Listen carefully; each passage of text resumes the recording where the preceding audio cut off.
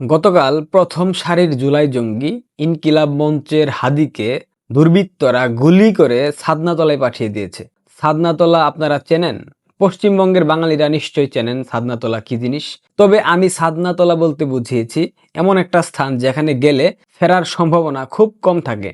গণমাধ্যমে দেখলাম ইনকিলাব মঞ্চের হাদিকে ছাদনাতলা থেকে বকুলতলায় নিয়ে যাওয়া হয়েছে। বকুলতলায় হয়তোবা শেষ নিঃশ্বাস ত্যাগ করতে পারে। সৃষ্টিকর্তার ডাকে ওপারে চলে যেতে পারে ইনকিলাব মঞ্চের জঙ্গি হাদি। আপনাদেরকে একটা চমৎকার তথ্য দেই। জুলাই জঙ্গি যেগুলো আছে, হাসনাত, সার্জিস, নাহিদ ইসলাম, আসিফ মাহমুদ, সজীব ভুইয়া, এদের মতো যারা জুলাই জঙ্গি আরো বাদ বাকি আছে, এরা প্রত্যেকেই কিন্তু পিনাকির পুত্র। পিনাকি এদের কেমন পিতা জানেন? পিনাকি হচ্ছে এদের আদি পিতা। এই আদি পিতা পিনাকি গতকাল হাদির ঘটনাকে কেন্দ্র করে ফেসবুকে একটা স্ট্যাটাস দিয়েছে, সৃষ্টিকর্তা তুমি আমারে নিয়ে যাও, বিনিময়ে তুমি হাদিরে ফিরিয়ে দাও। হে সৃষ্টিকর্তা, তোমার কাছে দুহাত তুলে প্রার্থনা করতেছি। হে সৃষ্টিকর্তা, পিনাকি দীর্ঘদিন যাবৎ বাংলাদেশের জামাত ইসলাম, ধর্মান্ধ তৌহিদি জনতা, মৌলবাদী, জঙ্গি, সন্ত্রাসী, উগ্রপন্থীদেরকে যেভাবে আগলে রেখেছে, যেভাবে তাদেরকে কাছে রেখেছে, পাশে রেখেছে, যেভাবে তাদেরকে প্রতিনিয়ত ঘুল খাইয়ে বাংলাদেশে রাজনীতি করতেছে, যেভাবে পিনাকি প্রতিনিয়ত এই ধর্মান্ধদেরকে পুঁজি করে ব্যবসা চালাচ্ছে, হে সৃষ্টিকর্তা,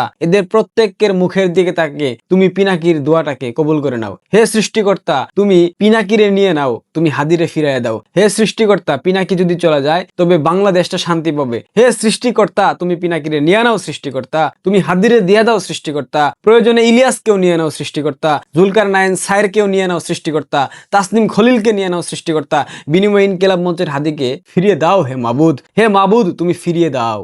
এই প্রথমবার পিনাকির একটা কথায় আমি একমত পোষণ করছি, সৃষ্টিকর্তা পিনাকিকে নিয়ে নিক, বিনিময়ে হাদিকে ফিরাই দিক। কারণ হাদির থেকেও জঘন্যতম নর্দমার কীট হলো পিনাকি ভট্টাচার্য। হাদির এই ঘটনাকে কেন্দ্র করে একাধিক নাটক মঞ্চায়ন করা হচ্ছে। মির্জা আব্বাস একজন বর্ষিয়ান নেতা হিসেবে চিনি, তিনি একজন বীর মুক্তিযোদ্ধা। বাংলাদেশ আওয়ামী লীগের 15 বছরের শাসনামলে মির্জা আব্বাস কখনো কোথাও গিয়ে প্রতিবন্ধকতার শিকার হয়েছেন? হন নাই। মির্জা আব্বাস দাপটের সাথে রাজনীতি করেছেন। অথচ এই মির্জা আব্বাস গতকাল ঢাকা মেডিকেল কলেজে যেভাবে তাকে হেনস্থা করা হয়েছে, যেভাবে তার সামনে বাজে বাজে ভাষায় স্লোগান দেওয়া হয়েছে, এটা কোনোভাবেই কাম্য না। একটা পর্যায়ে গিয়ে সেই জুলাই জঙ্গিরা মির্জা আব্বাসের সাথে ধাক্কাধাক্কি পর্যন্ত করেছে, হাতাহাতি হয়েছে। এই ঘটনা দেখার পর বিএনপির চেতনার দণ্ড দাঁড়িয়ে গেছে। মির্জা ফখরুল সংবাদ সম্মেলন করে বলতেছে, মবের বিরুদ্ধে হুঁশিয়ারি দিতেছে। মব যখন নিজের গায়ে এসে লাগে তখন তাদের চেতনার দণ্ড দাঁড়িয়ে যায়। অথচ বিএনপি নেতা কর্মীরা গত 15টা মাস যাবৎ মবের সংস্কৃতি সৃষ্টি করেছে। জামাত এদেরকে নেতৃত্ব দিয়েছে আর এরা সামনে গিয়ে ঢোলের তালে তালে নেচেছে। এখন যখন মির্জা আব্বাস সাহেব মবের শিকার হয়েছেন, তখন ফখরুল ইসলাম আলমগীর ফখরাজাগারের চেতনার দণ্ড জাগ্রত হয়ে গেছে। এখন সে মবের বিরুদ্ধে হুঁশিয়ারি দিতেছে। বিএনপি যা যা করেছে তা তা ফেরত পাচ্ছে।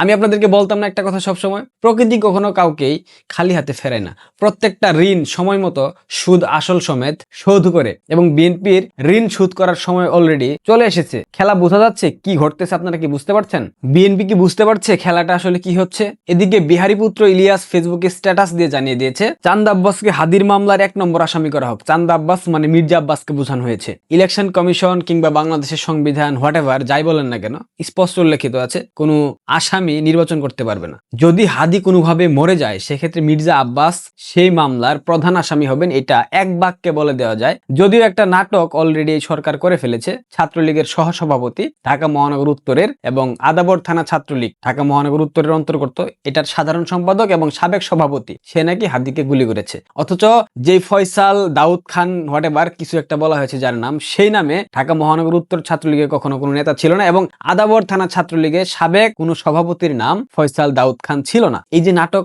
এই নাটকটা করেছে কে জানেন? সেই জুলাই জঙ্গি জুলকার নাইন সায়ের, কথিত জনপ্রিয় আল জাজিরার সাংবাদিক। এই বদমাইশটা এই গুজবটা ছড়িয়ে দিয়ে সেই গ্রেফতার করে দিয়েছে একটা নিরপরাধ ছেলেকে। এই কাজটা করেছে জামাত শিবির, আমি অকপটে বলতে পারি, এবং এটার প্রমাণ আপনারা শীঘ্রই দেখতে পারবেন। কিন্তু এই যে একটা নিরীহ ছাত্রলীগের সাবেক নেতাকে ফাঁসিয়ে দেওয়া হলো, মানে এরা যদি নিজেদের আঙ্গুল দিয়ে মরে যায়, কিংবা এরা যদি নিজেদের আথুলা বাস ঢুকিয়ে মরে যায়, তারপরেও দোষ দেওয়া হবে বাংলাদেশ ছাত্রলীগের, বাংলাদেশ আওয়ামী লীগের। এটা আসলে নতুন কিছু না, গত 15 মাস যাবত আমরা দেখতে পাচ্ছি।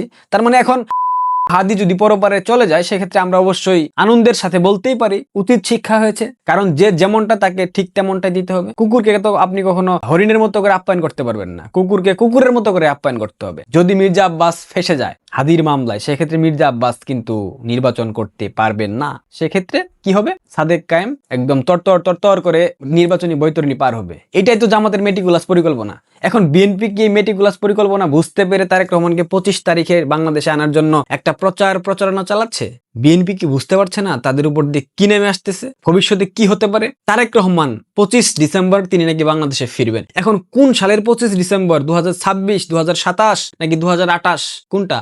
এটা তো উল্লেখিত নাই। 25 ডিসেম্বর তারেক রহমান বাংলাদেশে ফিরে আসছেন, একথা জানিয়েছেন মির্জা ফখরুল ইসলাম আলমগীর। এখন সেই 25 ডিসেম্বর আদৌ বাংলাদেশে আসবে কিনা, কিংবা সেই কোন সালের 25 ডিসেম্বর তারেক রহমান বাংলাদেশে ফিরে যাবেন, সেটা আমরা জানি না। সেটা হয়তো বা সময় আমাদেরকে বলে দেবে। সব থেকে চাঞ্চল্যকর যে তথ্য, নাহিদ ইসলাম একটি স্টেটমেন্ট দিয়েছে হাদির ঘটনাকে কেন্দ্র করে। আওয়ামী লীগের বিচার চেয়েছে, আওয়ামী লীগকে আজীবনের জন্য ধ্বংস করে দিতে বলেছে, বিভিন্ন কথা বলেছে। মানে তাদের প্রত্যেকটা কথার মধ্যে নির্বাচনকে কিভাবে প্রলম্বিত করা যায়, নির্বাচনকে কিভাবে বানচাল করা যায়, প্রতীকী একটা আশ্বাস আমি খুঁজে পেয়েছি। আপনারা নিশ্চয়ই সেই ভিডিওটা দেখলে বুঝতে পারবেন।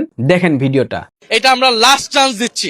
এই সরকার, এই নির্বাচন কমিশন যদি নিরাপত্তা দিতে না পারে, যদি তারা এই দোষীদেরকে বিচারের আওতায় না মানতে পারে, যদি